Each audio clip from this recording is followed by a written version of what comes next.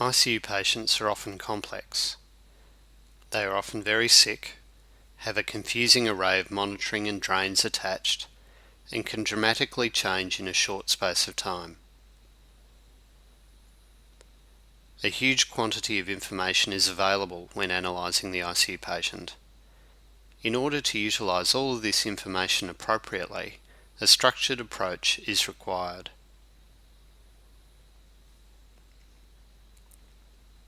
A stepwise examination through the various body systems ensures that all available relevant information can be obtained. The following approach is recommended: airway, breathing, circulation, disability or neurological status, electrolytes and fluids, gastrointestinal including abdomen, renal and nutritional status, and the peripheries. First, ensure that infection control procedures within your unit are observed. Hand washing practices should be adhered to, and some units may wish for you to use gown and gloves. A stethoscope may be provided for each bed space to prevent infection spreading.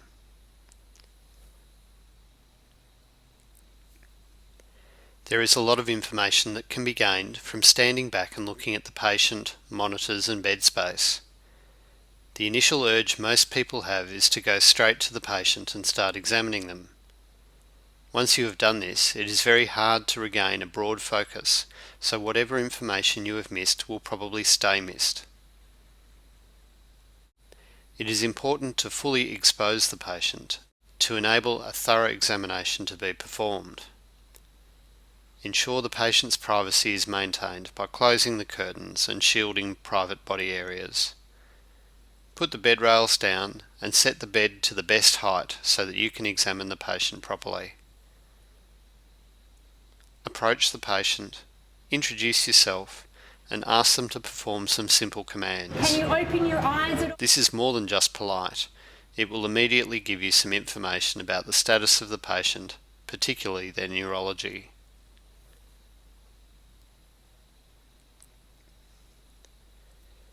Briefly review the patient's airway. Most patients have an endotracheal tube in situ. Review the size of the tube, which is printed on the side. Smaller tubes may make weaning from the ventilator more difficult. Look how far the endotracheal tube has been inserted and compare this with the depth recorded when the patient was intubated. Check the ties to make sure they're not too loose or too tight, and have a feel of the cuff. The pressure in the cuff is often recorded and should be less than 30 centimetres of water. Beware of tubes that have been cut short after insertion, or reinforced tubes that have been inserted in theatre. Some patients have tracheostomies in place. This is usually performed for patient comfort, to allow for reduction in sedation and ease of management. Alternatively, it may have been inserted because of airway anatomical, pathological or functional reasons. Find out what type of tracheostomy is in place, whether a speaking valve is present, and examine the skin around the insertion site.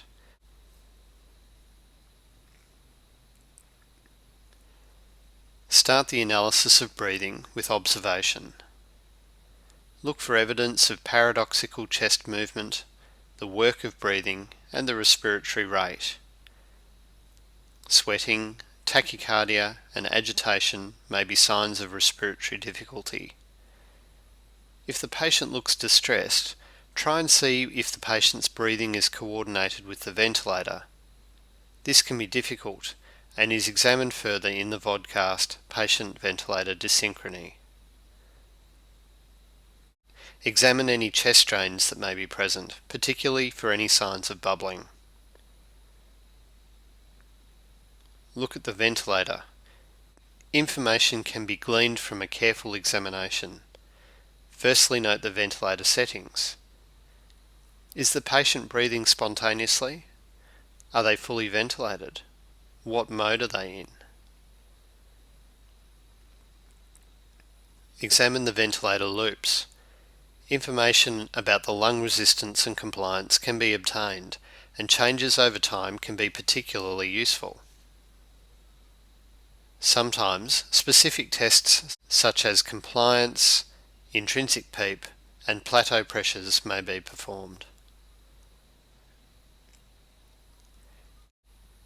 Consider the arterial oxygen saturations, particularly in relation to the fraction of inspired oxygen and the PEEP level that has been set. These are important determinants of oxygenation. If available, a blood gas, pH, bicarbonate, oxygen, and carbon dioxide are important. Listen to the chest. This can give information on whether or not air entry is adequate, if there is bronchospasm, and on the presence of other pathologies. Percussion rarely provides useful information in critically ill patients, particularly if you are using gloves. Similarly, it is often very difficult to auscultate the back, so a limited examination is common. Placing the patient's arm across their body and partly rolling them can provide acceptable access. However, if the patient is awake and compliant, sitting them up may give additional information. Feel the trachea and ensure it's in the midline.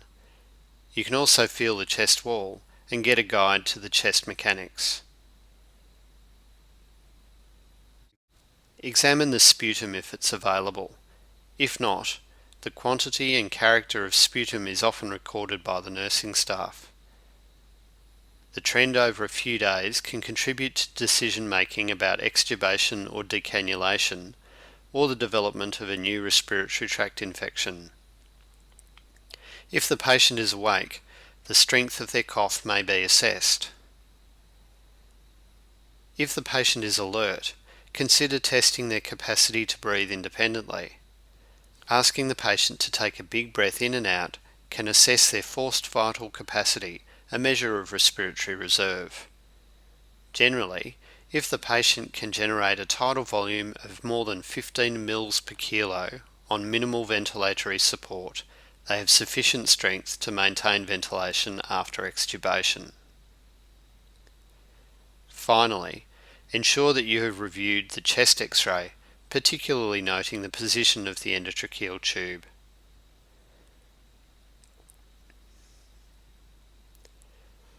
The first priority is to assess the adequacy of the patient's circulation.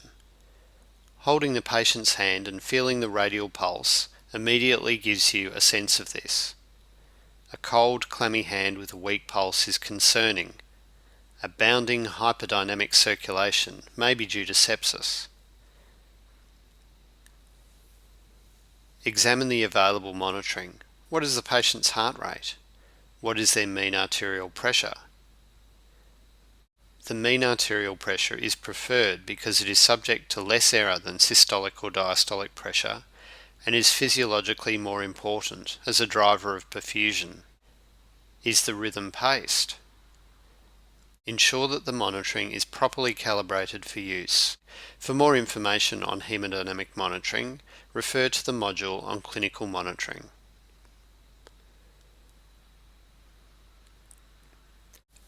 Other markers of adequate circulation include mentation, urinary output, and acid-base balance or lactate production.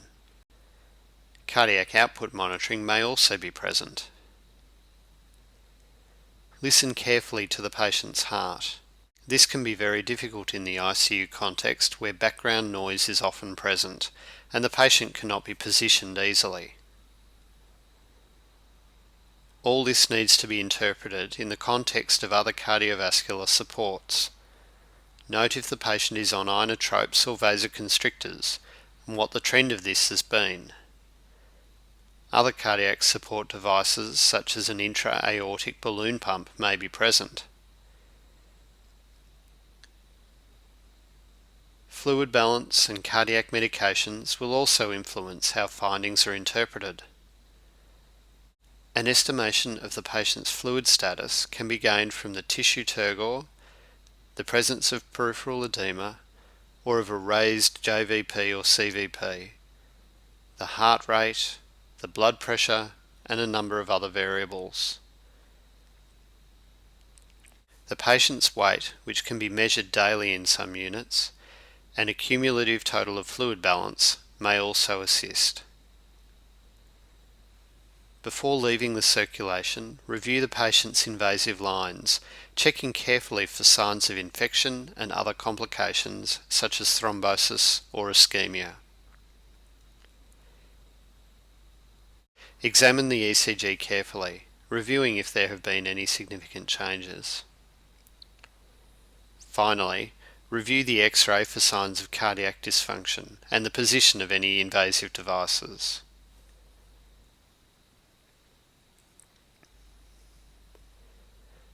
Ask the patient to perform a simple test, such as opening their eyes or poking out their tongue. If the patient is more obtunded, application of a painful stimulus to hands, feet and head may be required to assess the GCS fully. Look in their eyes and perform a pupillary reflex examination.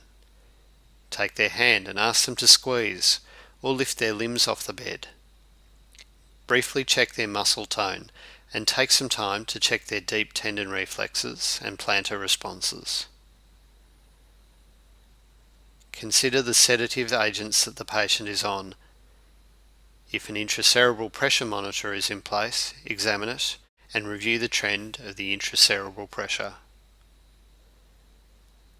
Things to consider here are the level of consciousness or sedation of the patient, the presence of abnormal neurological signs, particularly lateralizing, that may suggest a CNS pathological process, and the strength of the patient in general, which can be important in understanding the progress of the patient. Assess the level of the patient's pain. Signs such as facial grimacing or autonomic responses may be important in patients with impaired conscious states, or more objective indicators such as a visual analog score may be used if the patient is awake.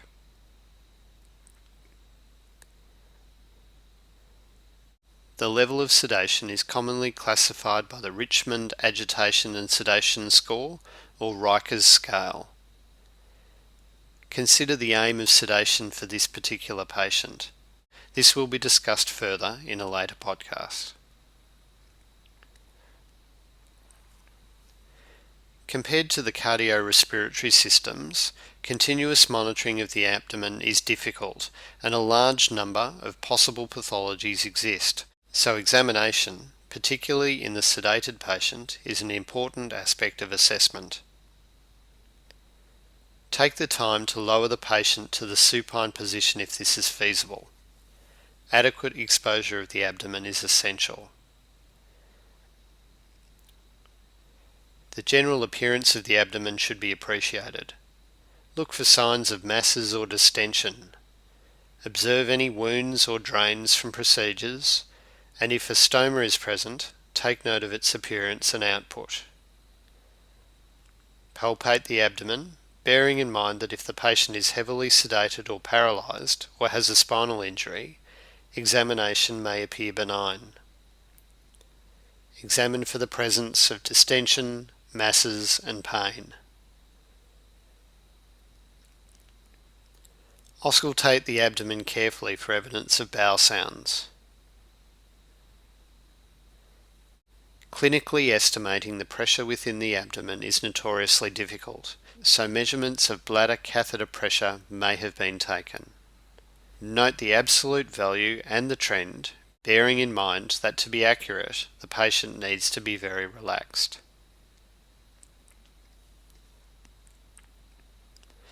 Note from the chart if the patient is being fed, what feeds are being given, how fast, and if they are being tolerated. This is assessed by observing the volume of fluid that is aspirated from the stomach every 4 hours, known as the gastric residual volume. High volumes may be associated with intolerance and increase the risk of aspiration pneumonitis and pneumonia. Volumes greater than 250 mL are considered high by some units. Blood glucose measurements should also be checked.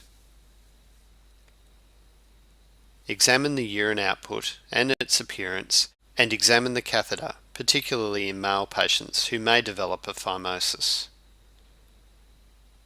Finally, consider the patient's bowel motions. Altered bowel habit and constipation are extremely common, as is diarrhea.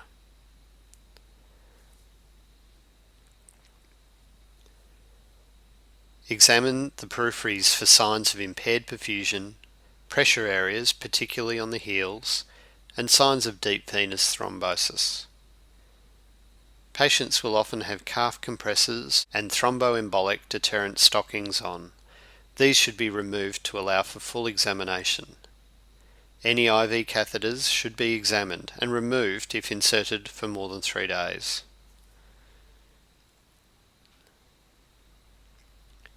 A convenient structure to the documentation of your examination is as follows. A brief summary should be documented, including the major reasons for the patient's admission and the number of days that the patient has been in the unit. Clinical findings can be documented in a systems-orientated fashion using the A to I mnemonic.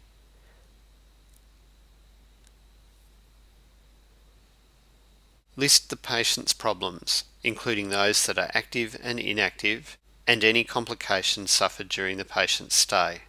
This should include any background problems that are relevant to the patient's stay, including allergies, alcoholism, and other health concerns. Indicate whether these are active or inactive. Once this is done, it is easier to ensure a well-constructed management plan is developed.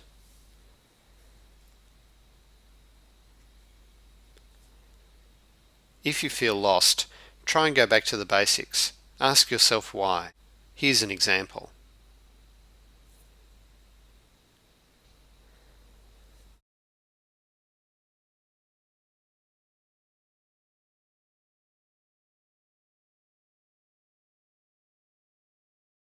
FAST HUG is the acronym used by many intensive care units to ensure that many basic maintenance tasks are undertaken. These include feeding, fluids and feces, adequate analgesia and sedation for the patient, thromboprophylaxis, elevating the head of the bed to 30 degrees to reduce the risk of ventilator-associated pneumonia, ulcer prevention and glucose control. Review the drug chart. Ensure that doses are appropriate for this patient. Do doses need to be reduced for renal or hepatic failure or because of enteral stasis? Are there interactions between the drugs?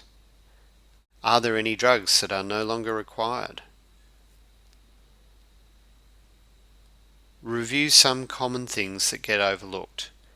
The ECG, any outstanding pathology or radiology, and ensure that all reports are checked and the results documented. In the end, each problem should have a documented management solution, and together this forms the management plan. Finally, make sure that the patient, the family, and the nursing staff are informed and that their concerns have been addressed. Now, it's time to go and have a coffee.